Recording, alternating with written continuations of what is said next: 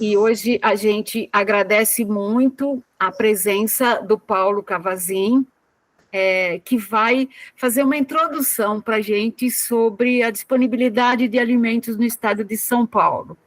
E quando eu fiz a encomenda, ele perguntou se a gente já tinha tratado de algumas coisas, qual era a parte que competia para ele. Porque falar de tudo isso em 20 minutos é realmente bastante complicado, né? Mas o Paulo vai fazer, então, uma fala rápida, mais para provocar o debate. A gente está, Paulo, assim, com acesso a um documento que eu mandei uma síntese para você, que é o relatório provisório da Kaizen, né? Que ainda vão lançar, então a gente vai o grupo vai debater um pouco sobre assim, o que São Paulo tem feito, o que São Paulo poderia fazer. E muito obrigada pela sua contribuição, e a palavra é sua. Tá bem, gente. Primeiramente, boa noite a todos, muito obrigado pelo convite. Espero trazer para vocês o subsídio que vocês precisam, tá? E eu vou dar uma visão para vocês, exatamente a visão que eu tenho aqui na Casa da Agricultura, de forma regional até, porque eu trabalhei 12 anos com política pública e eu não me desvinculei dessa área, por mais que eu queira me desvincular, eu ainda sou requisitado para fazer muito trabalho nessa área. O que eu posso dizer para vocês a respeito dessa questão que a gente vive assim todo dia, né, a questão da produção de alimentos no estado de São Paulo, o que eu tenho visto, tá, na minha modesta percepção técnica, eu acho que o advento da pandemia foi uma coisa que, obviamente, traria uma lacuna de produção com a maioria dos produtores, principalmente os familiares, aqueles que tinham nas políticas públicas o seu apoio, tá? E, sem dúvida nenhuma, foi isso que aconteceu, porque as políticas públicas, todas elas, sejam o PNAE, seja o PPAIS, seja o PAA, seja todos eles, todas as políticas pararam. E como a maioria dos produtores, dos agricultores familiares, eles tinham a grande força nesse tipo de atividade, isso foi um problema muito grave. Eu vejo produtores ainda hoje com problemas de produção e de entrega, tá? Eles não conseguiram se acertar. De outro lado, existe o PPAIS no estado de São Paulo, no entanto, são poucos os produtores que concordam com a adequação de se fazer a entrega nos termos que vem a demanda, tá? Por quê? Porque existe uma fidelidade extensa, existe um padrão de entrega, existe um padrão de produto, e nem todos os produtores estão aptos a fazer isso. Não porque eles não têm assistência, é porque a exigência é fora daquilo que os produtores conseguem fazer, tá? Não por falta de técnica, não por falta de assistência, é muito mais mesmo porque provavelmente eles estão criando um padrão de mercado consumidor e não de mercado, como é que eu vou te dizer, transformador, que na verdade o pessoal vai levar isso lá para se transformar em alimentação. Então não existe uma necessidade de você pegar uma padronização, vamos dizer assim, uma padronização CONAB, tá? Para você colocar em determinados locais. Existe uma exigência? Existe, só que essa exigência devia ser, não digo menor, mas ela deveria ter uma diferenciação. Talvez esse seja o termo mais correto, tá? Paulo, explica o que é o PPAIS, porque muitas pessoas aqui não conhecem esse programa. Pois não. O PPAIS é o Programa Paulista de Agricultura de Interesse Social, tá? Foi criado, se eu não me engano, no governo Alckmin, num deles, e permite que o produtor, o agricultor familiar, possa entregar os seus produtos em locais públicos como Secretaria da Agricultura, da Educação, como as cadeias, os hospitais e coisas desse tipo. Então, existem as chamadas públicas desses locais e o agricultor vai entrar nessa chamada sozinho. O que eu também acho muito complicado, porque se pudesse participar cooperativa, era uma coisa muito bacana, né? Como participa no PENAI, como participa nas chamadas da prefeitura. Então, nesse caso do PPAIS, os produtores participam sozinho. Não existe a declaração de aptidão ao programa para uma pessoa jurídica, tá? Eu acho que deve ser uma prevenção do governo em relação a alguma coisa que a gente tecnicamente não conseguiu ver, mas enfim. Também por esse motivo torna-se difícil de alguns produtores da região participar, porque nem todos eles têm capacidade e fidelidade para cumprir a agenda de entrega que o pessoal solicita, tá? Outra coisa que eu acho muito importante é o seguinte, visando a segurança alimentar, agora falando a gente vai falar assim, a respeito de uma coisa que já deveria estar funcionando e não está. Não que seja culpa técnica ou qualquer coisa nesse sentido. As chamadas públicas, elas não têm empregado no seu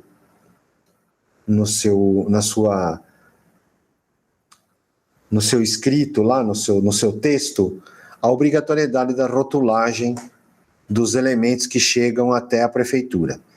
São pouquíssimas prefeituras, do meu conhecimento, que estão fazendo isso. A instrução normativa que exige a rotulagem, ela já está válida há tempo.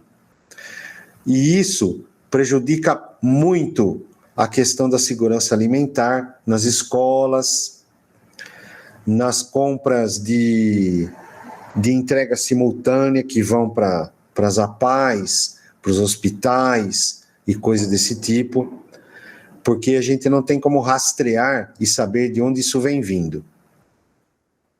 Da mesma forma que vocês podem observar em alguns supermercados, existem alguns códigos de barra, alguma coisa que vai retornar vocês ao produtor. Por que isso é importante? É importante a ponto que, se você tiver uma fiscalização que aponte problemas de uso de agrotóxico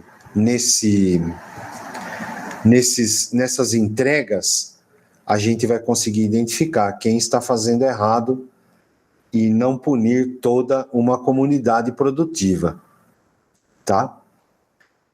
O outro lado, essa pessoa, obviamente, vai ter que perceber e receber uma atenção especial por conta de não usar aquilo que, na verdade, ou ele não pode, ou ele está usando errado, tá? Então, eu acho que dentro de todas as atividades da Secretaria da Agricultura, essa devia ser bem empenhada, porque existe um grande empenho na questão ambiental, na questão de regularização, na questão de PRA, na questão de um monte de coisa. Só que a questão da sanidade, da segurança alimentar, ela está ficando um pouquinho para trás. E não porque a gente não pode ou não sabe fazer. Na verdade é que a gente não está sendo direcionado para isso. Existem outros temas que são de maior importância e a gente acaba que, quando a gente encontra com o problema, é que a gente vai discutir, tá? Outra coisa que eu também acho muito importante é o seguinte, ó, eu vi aqui a questão do... não é o bom prato, é o bom preço do agricultor, tá? Então eu vou falar de uma coisa que eu já vi bastante por aqui. Existe uma interação entre o poder público municipal e os produtores familiares para que uma parte daquilo que eles estão produzindo hoje chegue ao bom prato, tá? Principalmente por compras diretas. Isso eu acho muito interessante, porque é um processo de consumo extremo, assim, uma demanda infinita, né? Porque é uma coisa que eles fornecem café da manhã, almoço e janta durante o ano inteiro, vamos falar assim. Eles só param no Natal e no Ano Novo, né? E é uma coisa que pode trazer para os produtores o aprendizado da fidelidade de entrega, né? Isso eu acho muito interessante. Não só de entrega, mas como de quantidade também. Outra coisa que eu acredito que seria de extrema importância seria o poder público municipal regular as feiras municipais. Em qual sentido? No sentido de haver uma exigência de que todos esses produtos fossem da mesma forma que eles entregam para o PENAI, para o PAA, para todos eles lá. Então, esses agricultores teriam que ter, vamos dizer assim, a feira seria uma chamada pública de entrega durante o ano. E esses produtores teriam que cumprir também como fazem para o poder público, fariam também para a feira, a rotulagem, a origem e tudo mais. Porque eu vejo que a feira passou a ser um problema sério a partir do momento que o poder público começou a acomodar determinadas situações, principalmente depois da pandemia, aonde determinados estratos de produtores não poderiam estar participando, porque eles não produzem aquilo que eles estão vendendo. Então, isso para mim é um problema muito sério. Eu não sei a origem disso. E, obviamente, a população fica à mercê de uma revenda, teoricamente, escondida atrás de um produtor, tá? Eu acho muito importante que isso seja também, vamos dizer assim, de uma forma dinâmica, isso seja colocado tecnicamente a todo o poder público municipal que tem essa atividade, tá? E isso não é difícil, por quê? Porque para você participar do programa da secretaria, que é quer ver? Cidadania no Campo, Município Agro, coisas desse tipo, você precisa ter uma série de atividades, e entre as atividades está você fomentar, instalar, etc., a feira para os produtores. Então, eu acho que o fato de você fomentar e instalar não é o suficiente. Você tem que amparar esses produtores, fiscalizar esses produtores. Lógico, não é uma fiscalização aduaneira, né? Mas é uma fiscalização que faz com que a população tenha acesso a elementos e produtos de melhor qualidade, tá? Outra coisa que eu acho muito importante também dentro da atividade seria não, né? Para mim, eu acho que tem 2 itens que eu descobri quando do programa de microbacias da Secretaria da Agricultura, quando a gente pensava que o problema era um, acabamos descobrindo que era outro. A questão sanitária dos agricultores familiares, das famílias, né, em si, é uma coisa muito complicada, porque a gente só descobre a partir do momento que a gente vai no campo e começa a fazer levantamento.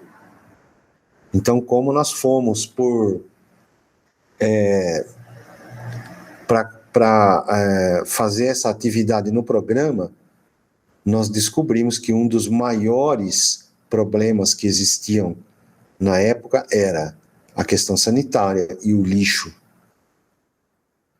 Então, se depois a gente começar a pensar, né, que o que é feito com isso é um círculo de mau uso, que obviamente ele vai desaguar em algum lugar, seja num córrego, numa fossa, numa mina, e isso provavelmente, se não for bem tratado, ele vai voltar na água de irrigação, né? Que é aquela água que o produtor usa mais para frente, justamente para produzir tudo aquilo que está sendo entregue aqui na cidade, nos mercados, varejão e coisas desse tipo. Eu estou citando um caso extremo, tá?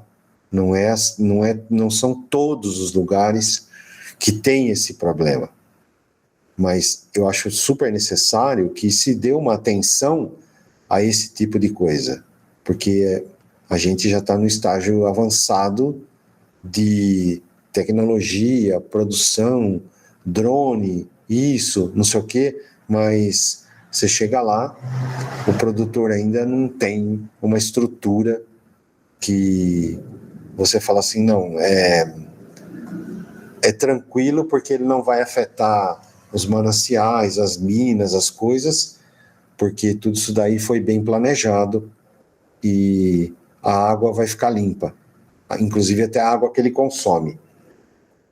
Então eu acredito que isso é uma coisa que a gente realmente tem que tomar bastante cuidado para que isso, num espaço médio de tempo, crie uma conscientização e a gente possa trabalhar e isso aí possa gerar um fruto positivo, tá? Outra coisa que eu acho importante que eu ia falar o Estado, né, mas enfim, que seja trabalhado junto aos agricultores,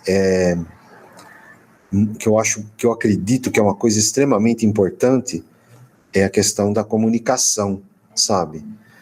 Hoje, de acordo com aquilo que eu levantei e conheço na minha região aqui, Araraquara, São Carlos, Descalvado, Matão, são cidades grandes do centro do estado, mas a internet chega somente a 17% dos produtores. Internet, não é o telefone que ele pega para falar ou para mandar uma mensagem, não. É internet, para trabalhar, para falar do jeito que a gente está fazendo aqui. Por que que isso é importante? Porque isso abre um canal de comunicação diferente para ele, e você abrindo um canal de comunicação, você tem a comercialização. A comercialização, o conhecimento, o feedback de tudo que ele está fazendo, a possibilidade de ter informação técnica, a possibilidade de gerar conhecimento, de adquirir conhecimento, a possibilidade de vender e também a possibilidade daquele que está na ponta lá, que está comprando, voltar para ele e falar, escuta, como é que você produziu isso aí? Sabe? E aí a gente volta lá naquela questão da rotulagem, do bom uso dos agroquímicos, dos adubos e tudo mais, tá? Eu acredito que são são detalhes, assim, extremamente técnicos e chatos, né? Porque, enfim, é uma visão minha, ou melhor, é uma visão minha do que está acontecendo na regional, né? Sabe? Bem, assim, bem amplo. E eu acredito também que se a gente tiver uma oportunidade de realizar esse trabalho, será muito bacana, porque a gente consegue consertar vagarosamente, mas sem parar. Porque a minha preocupação são os dois lados, né? Eu acho que não adianta nada a gente produzir e a gente que vai consumir não ter segurança, porque a gente pode estar consumindo. Eu não sei se vocês chegaram a ver um relatório que traz a quantidade de agrotóxicos em todas a cadeia de frutas, verduras, legumes, que o que a gente mais tem agrotóxico é a casca da laranja. Vocês chegaram a ver esse relatório? Não? Eu vou ver se eu acho ele e depois qualquer coisa eu te mando. Quando a gente pensa que é o morango, né? Quando a gente pensa que é as verduras ou a batata, coisas desse tipo, não. O que mais possui, onde existe a maior quantidade... Veja bem, né, gente? Que o pessoal trabalha com um nível de tecnologia tão grande, tem milhares de possibilidades e tudo mais, a maior quantidade de amostra perigosa deu justamente na laranja. Então, o que a gente pensa, o que a gente vê, não é aquilo que está acontecendo, tá? Aí eu penso assim, se aconteceu isso com eles que têm tecnologia, dinheiro e tudo disponível, o que será que está acontecendo do outro lado, né? Sabe? Que o pessoal não tem tanto dinheiro, não tem tanta tecnologia, pode ter acesso a técnico, né? Não significa que o que eu vou falar, eles vão fazer, né? Então, eu tenho essa preocupação de que haja o equilíbrio entre os dois lados, né? A gente precisa ter esse negócio, porque senão não é que a gente está se envenenando, mas é complicado, sabe? Eu particularmente procuro ver a origem das coisas e como eu conheço quase todo mundo, então eu sei o que está acontecendo. Mas quem não conhece é bem complicado, tá? Gente, eu estou aberto para perguntas também, não sei se eu tenho tempo para isso, se vocês podem ficar à vontade. Gente, agora, não sei se você tem disponibilidade de ficar, a gente faz essa primeira fala, que é mais provocadora, e a gente vai dividir todo mundo em 3 grupos, e as pessoas vão responder algumas perguntas. Tá. E a gente vai retomar esse material depois que a gente sistematiza todo o material, né? Então, acho que só para a gente introduzir essa questão, né? Hoje, o que a gente tem? Nós tivemos acesso a um documento que é o relatório da CAISAN, né, da Câmara Intersetorial de Segurança Alimentar e Nutricional do Estado de São Paulo. Nós temos um primeiro plano de segurança alimentar e nutricional do Estado de São Paulo, que foi aprovado no final de 2018,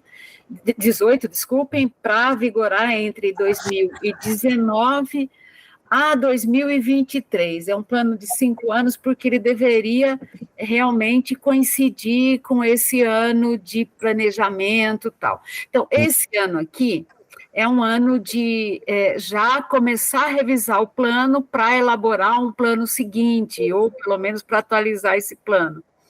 A Câmara Intersetorial fez né, as secretarias todas de Estado revisitaram o plano, que não foi um plano que esteve na pauta. Né? Porque teve muita modificação, então o plano ele existiu, ele consta de muitas ações do Estado, mas ele não esteve na pauta, ele não foi monitorado, ele não foi avaliado. Agora foi um revisitar o plano. Entendi. Né? E aí a gente tem, então, um debate a ser feito que não será vencido hoje, porque vai ser um prazo, um tempo bem pequeno, mas as pessoas podem entrar em contato, né? O material que está disponibilizado para que as pessoas estudem e pensem, a gente vai pensar num outro momento de voltar a debater esse material, é um relatório que foi extraído, né? São fragmentos do relatório da Kaizen, que consta do eixo 3, 4 e 7. 3, produção, 4, abastecimento, 7, água. Tá? Então, o que foi feito?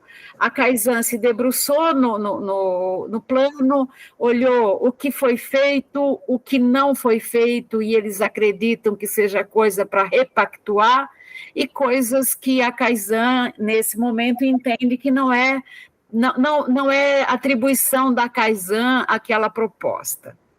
Né? Aí, eu consegui fazer um sumário das metas que o Estado entende que cumpriu, das metas que o Estado entende que deve ser repactuado e daquelas que não é o caso, não serão repactuadas.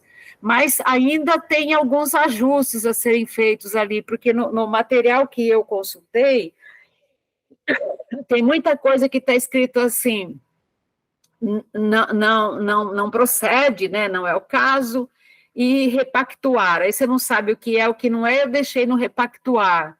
Tem algumas que não tem ainda, não há uma manifestação clara, então eu deixei no repactuar. Esse relatório ele não vai ficar exatamente assim, mas ele já dá uma boa ideia para a gente do que é e da situação que a gente está. Então, tem um sumário onde vocês têm todos os programas que o Estado tem as principais ações que o Estado desenvolveu, que muitas não estão no plano, tem o que o Estado acha que deveria fazer, e depois tem uma lista de ações, aí de checagem do plano, um material complementar de checagem do plano.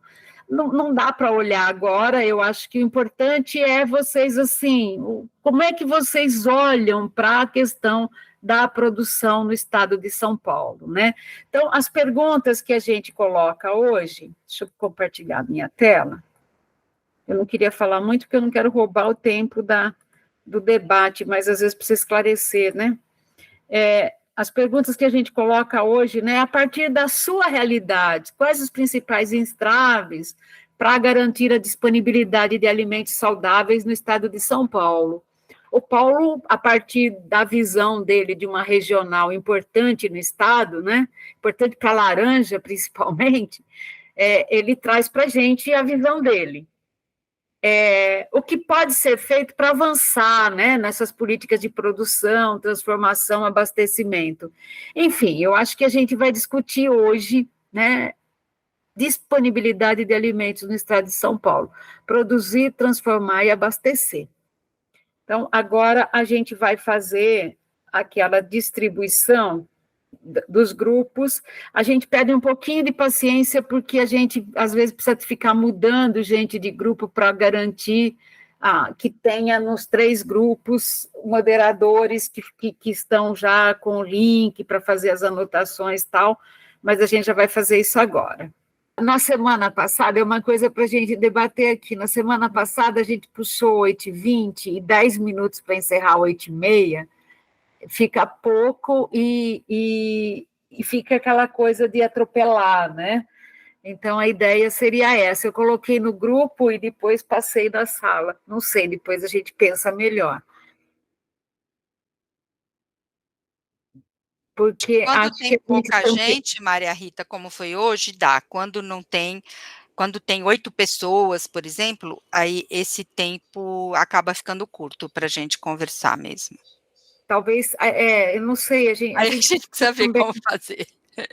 Eu não sei se o momento é agora, porque acho que as pessoas vão, né, estão com a expectativa de sair às 8h30, mas a gente precisa ver se essa distribuição de grupo está bom, porque às vezes a gente não consegue também colocar um número equilibrado. Por que não dá um número equilibrado? Na verdade, o computador, ele faz um número equilibrado, mas, nós estamos em 17 agora, e a gente chegou a 25. Então, tem gente inativa nas salas, né? Pessoas que caem, perdem a conexão, tal. E aí a sala de vocês realmente, Vera, ficou com pouca gente. Mas isso depois a gente conversa. E assim, eu acho que a gente precisa também começar a pensar, não sei se é agora, como que a gente explora mais esse material do plano. Eu acho que a gente está conseguindo agregar poucas pessoas. Estou preocupada se a gente vai fazer esse encontro final para debater tudo isso, se a gente não vai acabar concorrendo com as conferências, que já está tendo bastante coisa, né? Acho que são coisas para a gente pensar. Vai ter um fórum sábado à tarde, né? A gente pode pensar isso lá. Oi?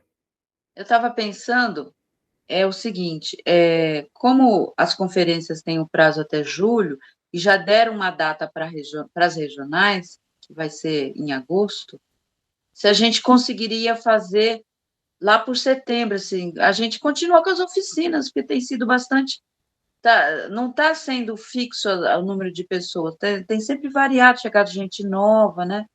Não sei, a gente continuar com as oficinas, que a conversa está sendo boa, porque a gente acaba descobrindo novas ações, novas... Hoje, por exemplo, tive com o pessoal de Itapetininga, que não tinha estado ainda em outras regiões, eu falava mais com o pessoal de Registro.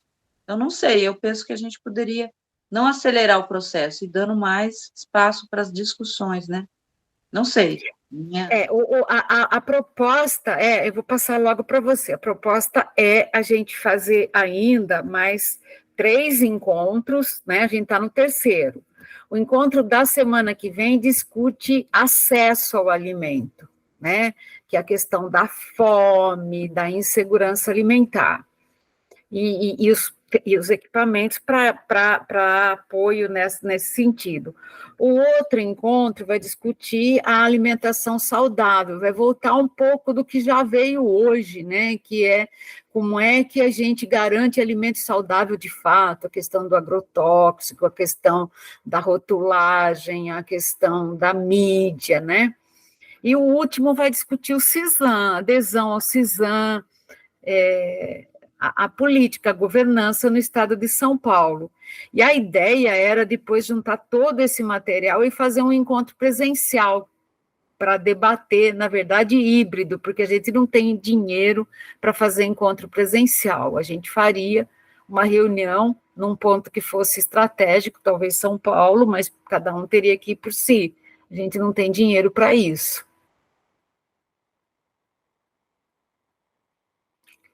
Oi, Maria Rita, Rosana, eu acho, Rosana, estou falando aí por mim, tá?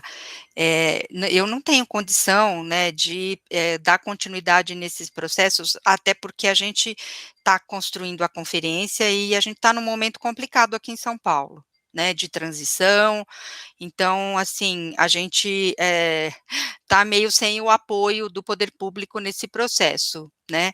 Então, fica difícil dar continuidade, né, nessa questão aí dos encontros, mas eu acho que se tiver gente que se disponibilize, né, e dê continuidade aí até na discussão de alguns temas específicos, né, que precisam ser aprofundados, eu acho que é viável, mas aí vai depender mesmo de quem, porque a gente não tem mais, né, Maria Rita, o processo da emenda para dar o apoio, aí é uma questão mesmo da nossa atuação mais, como é que a gente fala? Voluntária. A gente vai ter um produto, que é o produto da emenda, que a gente precisa finalizar até julho. Agora, a gente pode continuar esse espaço de debate uma vez por mês, por exemplo. Né? Agora, eu sei que tem a comissão de monitoramento do Conselho, de repente o Intersam poderia apoiar essa comissão de monitoramento para que essa comissão fizesse o trabalho dela no horário que a comissão pudesse trabalhar, porque essa comissão ela é muito importante. Eu concordo plenamente, viu, Maria Rita? Concordo plenamente.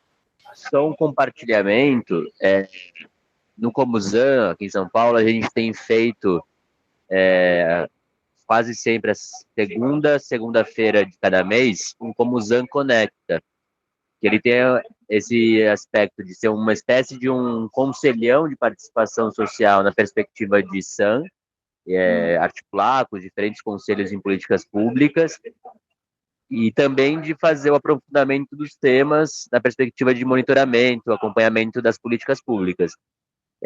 Caberia, sim, a possibilidade de fazer um Conselho Conecta, um Conselho Convida, e aí, para além das plenárias, ser esse momento que a gente está aqui identificando como tão necessário. Mas eu acho, André, que podia ser assim, Intersam, Fórum Convida, sabe por quê? Porque eu não, se a gente jogar para o institucional, a gente vai perder esse espaço para discutir o que a gente bem entender. Eu acho que pode ser duas ações. Pode ser um espaço de apoio para o CISAM no estado de São Paulo, para municípios, para o Conselho, tal, que a gente do Intersam, do Fórum, criaria com mais espaçado, e a gente pode sim apoiar a comissão de monitoramento do Conselho, até porque a Rede Sans tem cadeira permanente no Conselho, e acho que a gente tem um certo espaço, porque, por exemplo, a Vanúzia, ela, assim, dá uma olhada como está o nosso relatório, então tem essa institucionalidade aí também, como universidade e tal. Acho que pode ser essas duas coisas. Não sei. Falem. A Lucia acho que está querendo falar. Vamos lá, acho que a gente tem que trazer as discussões, né, que foram feitas. Tem que fazer, porque senão a gente... era um pouco mais para a gente ter esse espacinho para discutir. Mas vamos colocar, então, o que foi o produto, né? E a gente também vai disponibilizar lá, eu acabei, acho que eu e a Adriana, né, eu principalmente, não falei para a Adriana que também os produtos das reuniões poderiam ficar lá disponibilizados no site da Rede Sans, para quem quiser constar. Então, vamos lá, o grupo que começa, quem gostaria? Eu já vou chamar meu grupo aqui, Carol. Você quer falar para a gente? Eu tenho que falar baixo, senão dá eco. Nós estamos na mesma casa.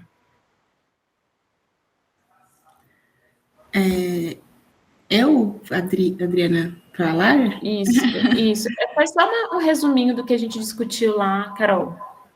Tá, bom, qualquer coisa vocês pode ser bem complementam. sintético. Assim. Tá, mas qualquer coisa também vocês complementam. Bom, a Consolação, ela trouxe principalmente a questão também do alimento nas escolas, né, e a qualidade desse alimento nas escolas, e como isso tem sido uma demanda de todo mundo, desde os alunos, na questão da qualidade do alimento, do preparo, e aí aprofundamos um pouco a discussão na questão das condições de trabalho, principalmente para as nutricionistas, e outras trabalhadores e trabalhadoras, como as merendeiras, dentro desse âmbito, né, da qualidade não só do alimento, mas também de, muitas vezes, falta de condições que facilite a implementação das políticas, né? Então, na teoria, a gente tem políticas interessantes para garantir uma alimentação adequada, mas na prática, quando vê estruturalmente dentro das escolas da rede estadual, principalmente, isso não vem acontecendo, e aí a gente falou bastante dessa questão das condições de trabalho que os nutricionistas estão sofrendo hoje, né, com alta demanda, sobrecarga aí de escolas responsáveis e tudo. Então, foi mais ou menos esse caminho que a gente seguiu. O grupo da Vera? Acho que a Vivian pode trazer, né, Vi?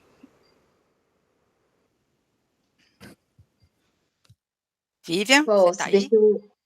Tô aqui. Só tô abrindo aqui que eu tava... Eu pensei que você fosse falar, mas vamos lá, eu posso falar e a gente se complementa, né? Fazer um resumo, na verdade. Bom, nós caminhamos, assim, para um relato, né, das experiências em cada território, né? Então, tem um território que é da regional, né, de Sorocaba, e o outro território que é de registro, o meu é de Campinas, né, eu estou em Piracaia, e a Vera, que está em São Paulo, né?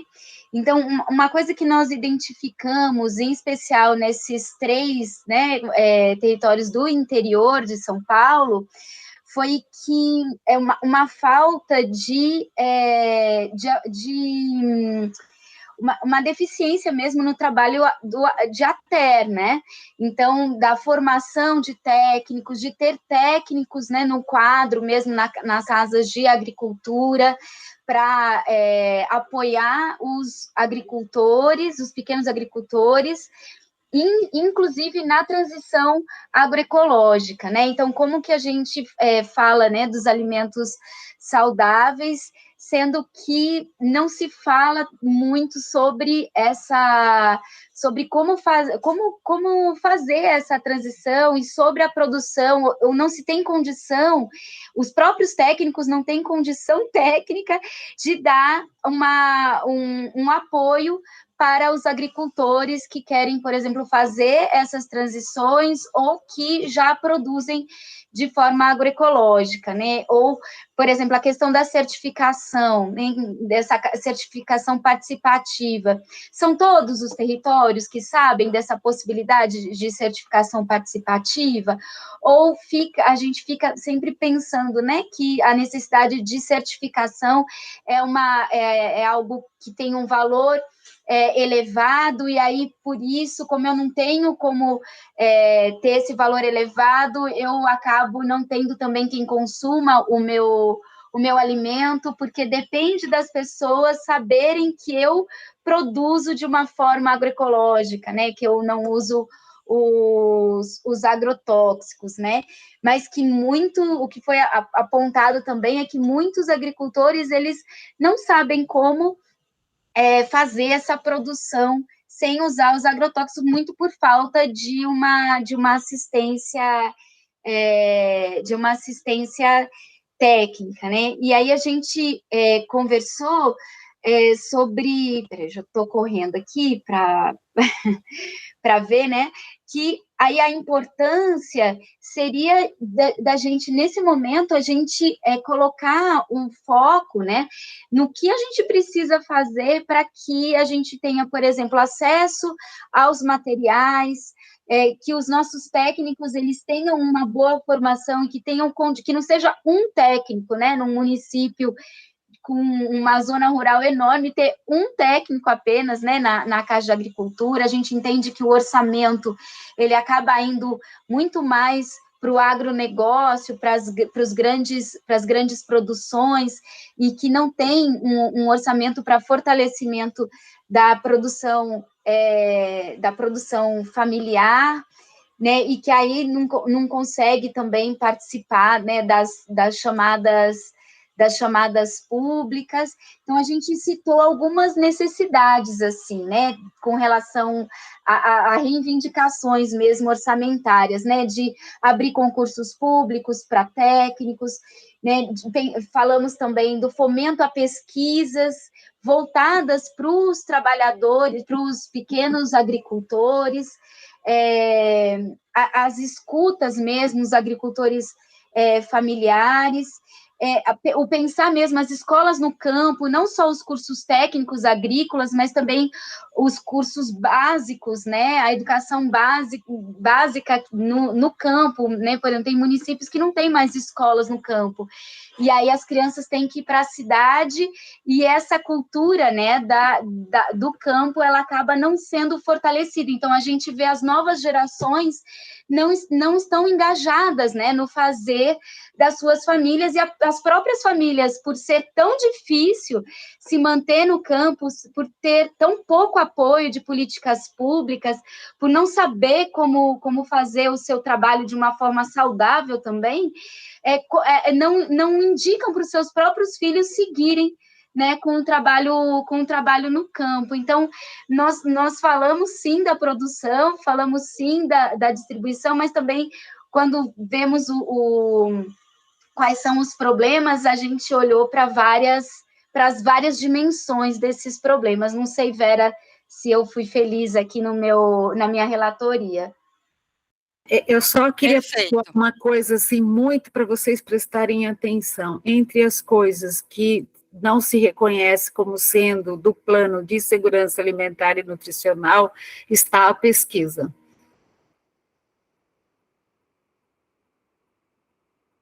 Que absurdo, né, Maria Rita? Pois é, por isso que a gente trouxe essa questão, né? E foi comum para todos nós, viu?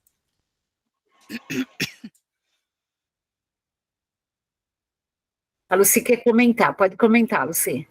Carol, se me permite só complementar a sua fala? Eu coloquei uma questão que eu considero, para mim, é muito angustiante, que é que não basta o agricultor familiar, o assentado da reforma agrária, optar pelo manejo agroecológico, né? Aí eu citei como exemplo um assentamento que a gente tem aqui próximo, que ele fica entre uma produção de laranja e uma produção de cana-de-açúcar. Ele fica exatamente no meio. E aí? Ele faz o manejo agroecológico, mas ele entrega um produto agroecológico? Não. Porque tem pulverização de agrotóxico aéreo. Então, sabe? E embora exista legislação sobre isso, é uma legislação que não é respeitada, e que a gente tem que pensar nas formas, né? Como a gente faz com que as leis sejam respeitadas. Essas são coisas que vocês trazem que são muito importantes, e a gente precisa olhar para aquilo que está lá no plano, para aquilo, o que eu percebo, que o Estado estava fazendo muitas coisas que não vieram para o plano, ele continuou fazendo, porque também o Estado não se enxerga no plano, e aí muitos desejos que foram colocados do plano ficaram só no desejo, acho que tem que ter uma aproximação ali, que senão a coisa sempre vai ficar no papel, né? Mas e o grupo ali, a Gabi e a Rosana? Gabi, você vai ler? Ou você quer que eu leia o que? Pode falar, Rosana. Ela está meio resfriadinha.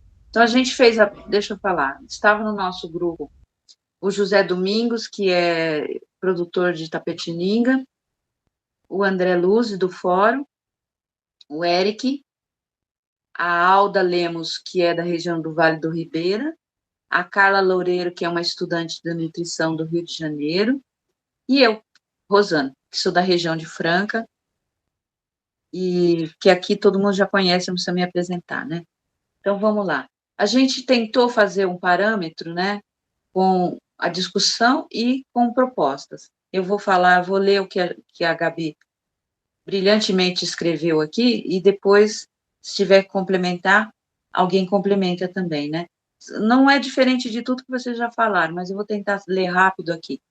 A gente se debruçou primeiramente sobre um dos programas que o Estado coloca como plano lá do cumprimento ao plano, que é o programa PEPAS, que foi citado, inclusive, pelo nosso debatedor de hoje, que ele tem ações criadas para apoiar a agricultura no Estado, mas ele foi criado sem a finalidade ou com a qualidade que deveria, né? Eu coloquei desfalque, a gente colocou como desfalque, mas vou falar. Ele foi criado nas perspectivas que o próprio Paulo explicou, não atende agricultores enquanto coletivo e tudo mais, prejudicando, e principalmente com a questão de valores, né? Eu citei até um exemplo que foi muito grave, uma vez eu estava numa reunião do Conselho e eu falei isso, logo que o plano foi criado, o PEPAS, o programa, e eu falei assim, a Maria Rita lembra de um rapazinho que era da Codeagro, eu falei, mas gente, isso está errado, os valores são muito baixos. Ele virou para mim e falou, mas para aquele público que come, tá bom demais, né? Eu achei absurda essa fala dele, mas tudo bem, não vem ao caso, já foi, nem está mais lá na agricultura, mas foi um dos idealizadores e praticantes do projeto, do programa, né? No estado de São Paulo, a dificuldade de abastecimento existe, porque não tem fiscalização, não tem padrão de qualidade, a tudo aquilo que a gente já sabe. Os produtores rurais têm dificuldade de participar das chamadas, seja do PEPAI, seja do PENAI, seja do PAA, porque eles não têm a estrutura de apoio técnico, que é o que já foi falado, né? E o exemplo do programa PA, que pelo menos quando o programa PA existiu, começou a existir, ele foi aberto a todo tipo de produção, que poderia não ser produções de qualidade, como o próprio José explicou. Não é padrão CEAGESP, né? Padrão produção agroecológica, onde o produto não é aquele produto vistoso, né? Como para venda direta. Então, isso foi e é satisfatório dentro do programa PA, né? Que mais que a gente falou aqui? Falamos das dificuldades que o CEAGESP possui, porque ele não apoia, não existe fiscalização, né, no CEAGESP do Estado, né? Que mais? Falamos também sobre o problema do escoamento da produção, que é o programa Melhores Caminhos, que foi colocado também, e que não existe mais, porque o Mais Caminho, que era do programa do Estado, ele era locado num programa que não existe mais no Estado, que era o Microbacia 2, ou Microbacia, né, como eles chamavam. Foram feitos 3 nos governos do Serra e do Alckmin, e depois parou, não teve mais. Então, quer dizer, o Mais Caminho não existe mais no atual governo, né, no anterior e no atual. Agora, quais são as possíveis ações que deveria acontecer para melhorar essas questões que estão, inclusive, apontadas no programa, né? No plano. Melhorar o reconhecimento dos produtores locais pelo governo, auxiliar na questão da assistência técnica e as secretarias locais, criar grupos de formação para capacitação de produtores locais, principalmente com novas tecnologias de rastreamento, ensinar eles como emitir notas fiscais eletrônicas e tudo mais, ações que interessam são interessadas a imposto ao fornecedor, porque eles hoje, por exemplo, o agricultor tem que tirar nota fiscal eletrônica, mas ele não tem internet, ele não tem computador, como é que ele vai fazer? Qual é o apoio que eles recebem, né? Com relação à agrofloresta, as ações com o mesmo acesso à alta tecnologia precisam de auxílio ainda de fornecimento de acesso aos gestores locais, né? No caso, como que eles vão fazer para poder mostrar o produto deles. É o exemplo que a própria Lucy usou. Como é que eles vão se tornar agroflorestais se ele tem a pulverização da laranja e da cana no entorno deles, né? A importância dos conselhos, tanto municipal, que eles são os principais fiscalizadores, né? Deveriam ser os principais fiscalizadores do plano, e a proposta que o André coloca, que é reavaliar os espaços da CEAGESP, criar circuitos curtos, né? Eu usei o exemplo de como é banco de alimentos ou interpostos municipais para poder receber. Eu usei até o exemplo de São Paulo. São Paulo fazia isso no governo do Haddad, né? Ele recebia num local só a produção e de lá eles faziam a distribuição. E, por último, a importância das ações em redes, para que tentar fazer essa distribuição de alimentos chegarem mais rápido aos locais mais longe, não ter que depender só dos entrepostos principais, como os CEAGESPs de macro-regiões, né? Seria isso, agora eu abro, se alguém quiser do grupo falar mais alguma coisa, acho que falei rapidamente, não sei se faltou alguma coisa, tá bom?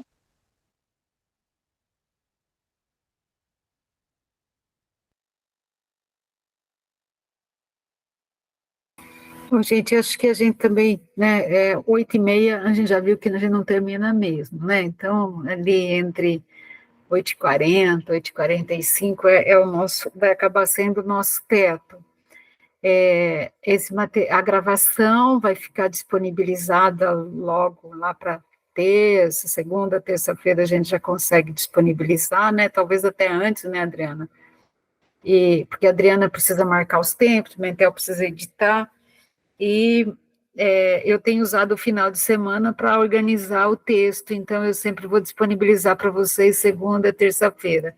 Eu acho que não tenho autorização para disponibilizar o relatório inteiro, então eu vou pegar tudo que tiver no relatório para a semana que vem relativo às ações de combate à fome. E disponibilizo para vocês esse material o mais rápido possível para a gente debater na semana que vem. E a gente vai amadurecendo a ideia. Tem uma reunião do fórum, né, Vera? Sábado à tarde, né? Às 14 horas, acho que vai ser. Vai ser lá na Fera? Isso, combinou-se de fazer, o André que levantou, né, essa proposta da gente fazer lá. Só precisamos saber aonde.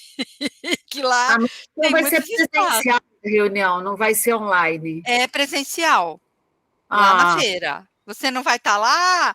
Tem que vir, Maria Rita! Eu vou estar lá, eu vou chegar bem cedo. Venha, Maria Rita, você não pode perder a feira.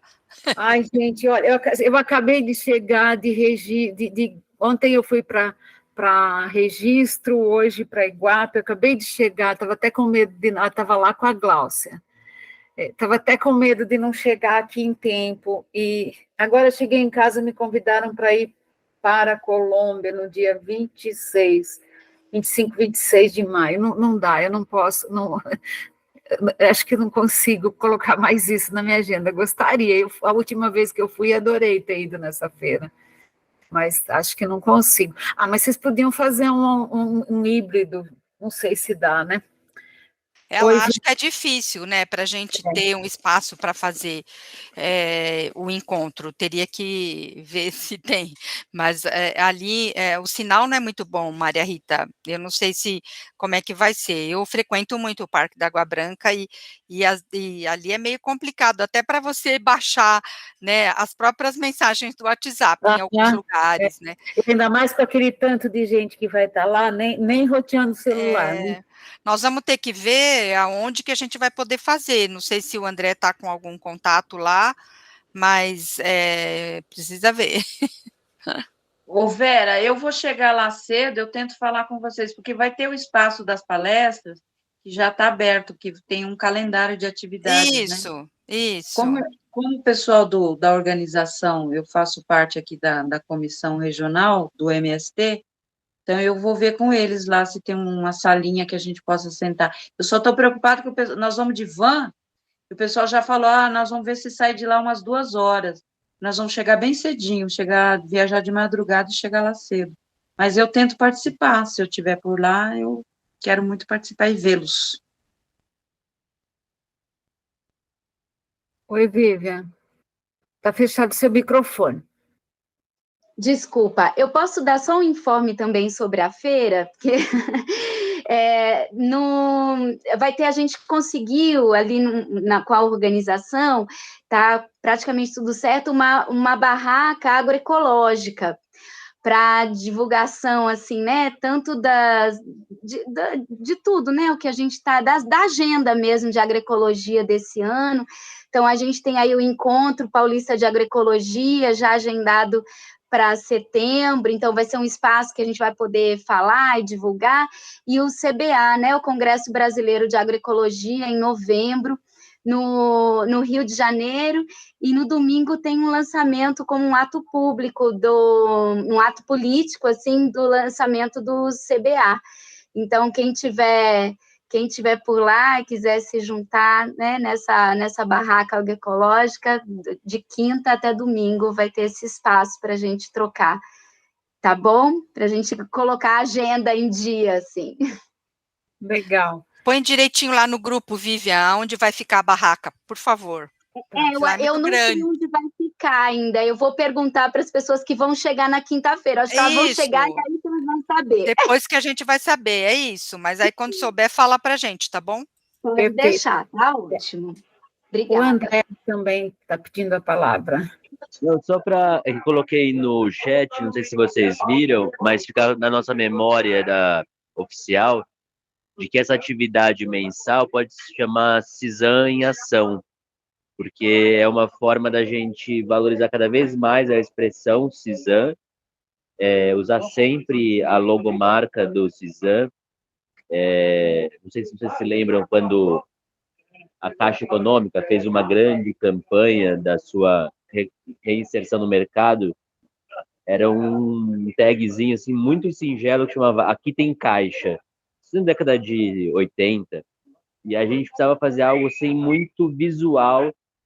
Tudo que tiver recurso do CISAM, por parte do CISAM, a gente ter uma tag, aqui é CISAM, CISAM em Ação, e aí a gente conseguir fazer o grande diferencial para que o CISAM seja tão conhecido como o SUAS e o SUS. As palavras. Obrigada, André. Alguém mais gostaria de se manifestar? Senão a gente encerra. Então... uma outra coisa, acho que a Lucy me falou uma vez que ela tem contatos em Galha. Nós estamos precisando de uma pessoa para ser instrutor de curso de alimentação na penitenciária de Galha. Quem tiver contato em Galha, por favor, nos avise. O André, o pessoal de Galha, com o qual eu tenho contato, é o pessoal do MST. Eles vão estar na feira. Ótimo, agora, eu ótimo. conheço alguém da Prefeitura de Galha, e aí posso ver uma nutricionista, alguma coisa assim. É um curso de auxiliar de cozinha, salgaderia, alimentação saudável. É um curso profissionalizante. Então, o instrutor é para 12 dias na penitenciária, num período, manhã ou tarde, e o Centro Paula Souza que contrata. A hora-aula é R$17. Minha gente, vocês imaginam que a hora-aula do Centro Paula Souza para curso de qualificação profissional custa R$17, sem apoio para transporte? É um absurdo, né, gente? É isso aí, Maria Rita, tá vendo? É isso aí. Eu acho que a gente precisava colocar isso no nosso relatório final também, sobre qualificação profissional na área da alimentação, bebida, hospitalidade, agroecologia, horticultura. O Instituto de Pesquisa e Ensino do Estado paga R$17 hora-aula. Pois é, são muitos problemas, né? Uma coisa que me angustia muito é o número 645. Esse número, ele é, né? Porque, gente, quanta coisa que não chega para 645. Algumas coisas até que tem. Com certeza, que foi o que a gente discutiu aqui, né? Uma coisa que acho que a gente precisa colocar no nosso relatório, Vivian, é a questão da articulação com a Araci Kamiyama, né? Que é a pessoa que puxa essa discussão da transição agroecológica, tá?